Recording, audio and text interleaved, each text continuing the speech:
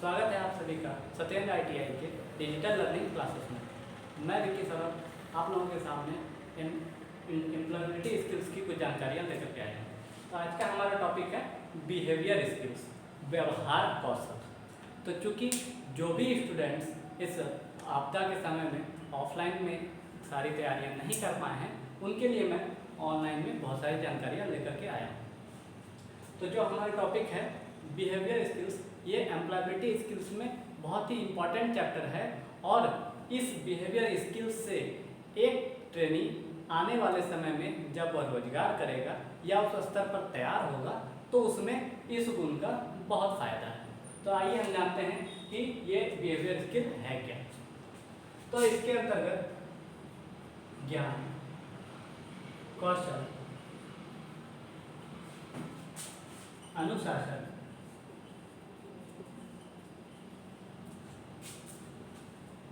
मित्रता, परिपक्वता, चरित्र इत्यादि शब्दों का समावेश होता है। अगर किसी व्यक्ति के अंदर इन सारे शब्दों का समावेश है तो उसके अंदर जो बिहेवियर है वो स्किल के रूप में निकलता है और वो उस बिहेवियर स्किल से अपने कार्य क्षेत्र में अपनी पहचान को बना सकता है। इसमें इस बिहेवियर स्किल में इन सारे शब्दों के लिए कोई स्पेशल ट्रेनिंग की आवश्यकता नहीं होती है, परंतु इन सभी शब्दों के लिए जो व्यक्ति सोचेगा उसको ही यह अपने जीवन में उतार पाएगा। जैसा कि आप किसी भी चीज़ को पढ़ते हैं या किसी भी चीज़ को सीखने की कोशिश करते हैं तो वो आपका सकारात्मक पहलू है, और अगर आप उस चीज़ को सीखना ही नहीं चाहते हैं तो वो पढ़ने का कोई फ़ायदा नहीं होता है या उस चीज़ की ट्रेनिंग लेने का कोई फ़ायदा नहीं होता है। साथ में अनुशासन है, तो अनुशासन ये आप में निहित गुण है। इस अनुशासन को आप अपने कार्यस्थल पर या अपने अधिकारियों के साथ या अपने कर्मचारियों के साथ अगर प्रयोग नहीं करेंगे तो इस अनुशासन को कोई फायदा नहीं। इसलिए अपने बिहेवियर स्किल्स में इन सभी स्किल्स को लाने का कोशिश करें और इससे अपने स्किल्स को बेहतर बनाएं। तो अब आगे हम लोग यह जानेंगे कि बिहेवियर स्किल्स का कौन कौन सा पहलू है जिसका प्रयोग करके हम अपने स्किल्स को और बेहतर कर पाएंगे।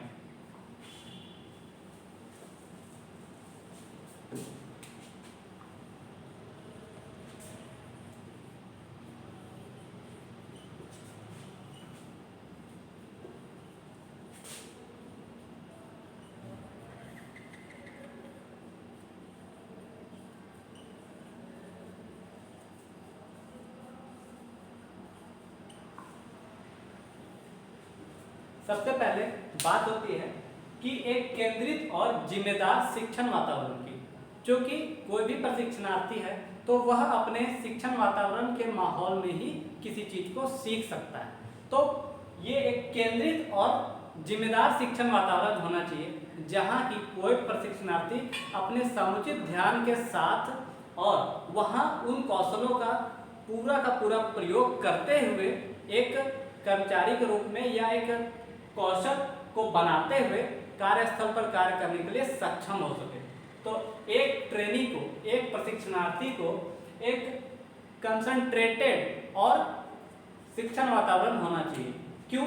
क्योंकि अगर मान लेते हैं किसी भी चीज़ को आपको सिखाया जा रहा है, अगर आप उस पर टोटली कंसंट्रेट नहीं करेंगे तो वो उस चीज़ को सीखने का आपको फ़ायदा नहीं होगा और आप उस चीज़ को अच्छी तरह से सीख भी नहीं पाएंगे। जैसे कि कोई भी स्किल्ड वर्कर होता है, उसके थ्योरी के साथ साथ उसके प्रैक्टिकल के नॉलेज को भी अच्छा होना चाहिए। अगर वो थ्योरी के लिए जितनी भी सारी चीज़ों को पढ़ता है या सीखता है और उसका निरंतर प्रैक्टिकल में उपयोग नहीं कर पा रहा है तो उसका कंसंट्रेटेड स्किल नहीं होता है और वो उस चीज़ को सीख नहीं पाता है। इसके लिए एक ट्रेडिशनल क्लासरूम की व्यवस्था होती है।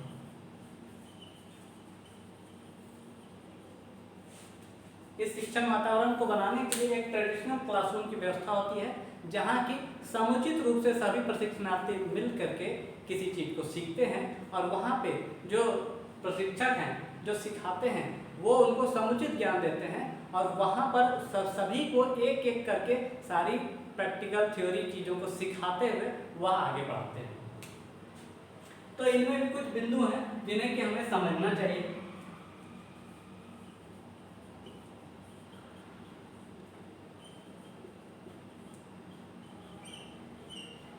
जैसे सीखने वाले के लक्षण, अर्थात जो प्रशिक्षु है जो सीखना चाह रहा है उसके अंदर ये गुण होना चाहिए कि उसके अंदर सीखने की ललक होनी चाहिए कि वो सीखना चाहता है, अन्यथा वह कभी भी किसी भी चीज को सीख नहीं पाएगा। दूसरा है सीखने एवं सिखाने के लक्ष्य।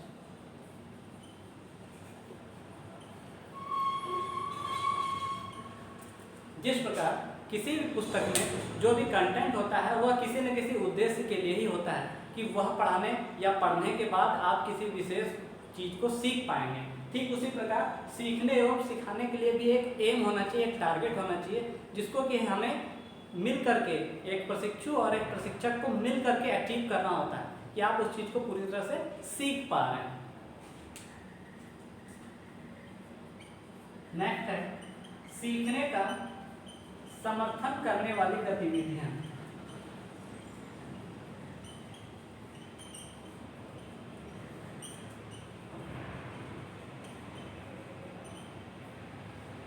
यहाँ पे इस बिंदु का अर्थ है कि सीखने का समर्थन करना, अर्थात कि जिस चीज को हम सीखना चाहते हैं उससे हमें भविष्य में कितना फायदा होने वाला है या हम उसको भविष्य में कितना प्रयोग कर पाएंगे। तो ये सारे पॉइंट ऑफ व्यू के कारण से हम सीखने का समर्थन कर पाते हैं और जो सीखने वाला प्रशिक्षु होता है उसको भी उस चीज में और इंटरेस्ट बढ़ता जाता है। नेक्स्ट है सीखने के माहौल को बढ़ावा देना।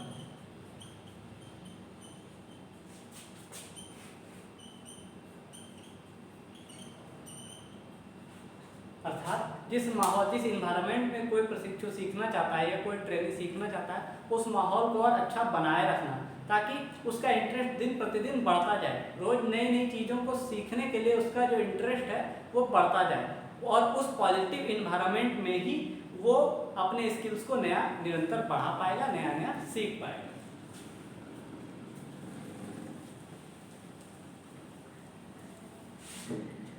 नेक्स्ट है मूल्यांकन विधियां।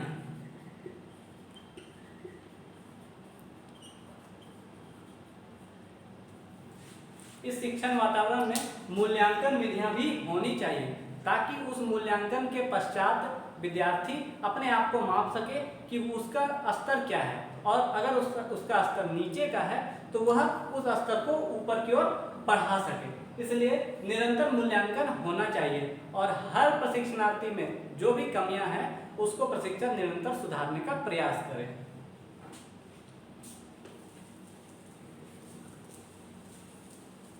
तो बिहेवियर स्किल में पॉजिटिव कल्चर का भी बात होता है।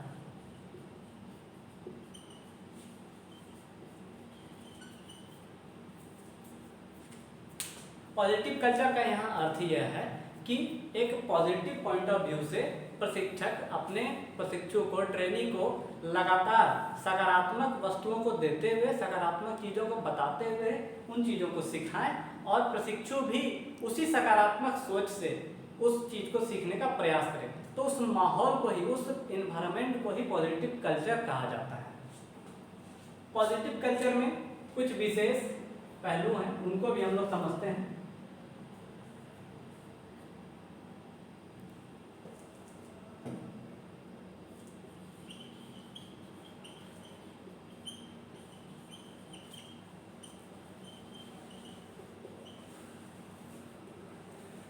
उसमें पहला बिंदु यह है कि शिक्षार्थियों की आवश्यकता, लर्नर्स रिक्वायरमेंट। तो आखिर शिक्षार्थियों को किन किन चीज़ों की आवश्यकता है, इन चीज़ों को समझना चाहिए और उन चीज़ों को उनके बीच लाते हुए उनको सिखाने का प्रयास करना चाहिए। क्योंकि अगर हम लर्नर्स के रिक्वायरमेंट को पूरा नहीं करेंगे तो उसका इंटरेस्ट दिन प्रतिदिन सीखने के लिए घटता जाएगा। इसलिए कहा जाता है कि जब भी किसी भी टेक्निकल फील्ड में थ्योरी के साथ साथ प्रैक्टिकल कराया जाता है तो प्रैक्टिकल में उन सभी चीज़ों को दिखाया जाता है और उन पर काम करने के लिए उसको प्रेरित किया जाता है। तब जाकर के जो सीखने वाले होते हैं अर्थात लर्नर्स होते हैं वो उन चीज़ों को सीखने के लिए इंटरेस्टेड रहते हैं। अगर उनके पास वो प्रैक्टिकल इक्विपमेंट्स नहीं होगा तो वह भी सीखना नहीं चाहेगा। इसमें दूसरा है गुड कम्युनिकेशन।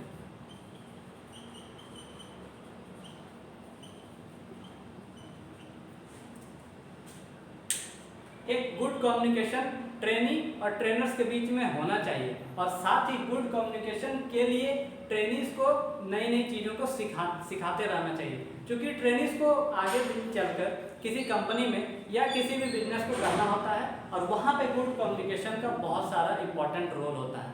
अगर वह गुड कम्युनिकेशन नहीं कर पाएगा तो आए दिन नए नए व्यक्तियों से जब वो मिलेगा और उनके बीच जो संवाद होगा वहाँ पे उसका पॉजिटिव इन्वायरमेंट नहीं बन पाएगा और उस पॉजिटिव पॉइंट ऑफ व्यू के नहीं होने के कारण से वह अपने क्षेत्र में प्रगति नहीं कर पाएगा।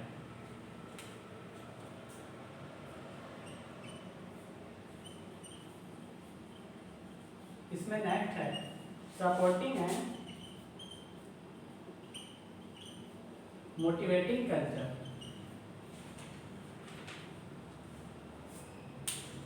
क्योंकि किसी भी छात्रों को बेहतर प्रदर्शन करने के लिए एक मोटिवेशन की आवश्यकता होती है और एक सपोर्ट की आवश्यकता होती है, जो कि ट्रेनिंग को ट्रेनर्स एक मेंटली व्यू से देते हैं, मतलब उनके भावनात्मक रूप से देते हैं, जिससे कि ट्रेनर्स के उस पॉजिटिव व्यू को लेते हुए एक तरह का सपोर्ट महसूस करता है और उनके ही मोटिवेशन से उनके अंदर कॉन्फिडेंस आता है, जिसके कारण कि वो किसी भी चीज़ को सीखने के लिए अपने आप को प्रेरित रख पाते हैं। तो इसलिए कहा जाता है कि प्रेरणा बहुत बड़ा आत्मविश्वास की कुंजी है। इसीलिए हमें क्या करना चाहिए कि अपने ट्रेनिंग्स को सपोर्ट करते रहना चाहिए और ट्रेनिंग्स को भी उस मोटिवेशन को लेते रहना चाहिए जो कि उनके ट्रेनर्स उनको दे रहे हैं। तो इससे हमें यह पता चलता है कि पॉजिटिव माहौल बनाने में ये सारा पॉइंट कारगर है। तो बिहेवियर स्किल में आज के लिए इतना ही। आगे की जानकारियाँ लेके आऊँगा नेक्स्ट वीडियो में। Thank you.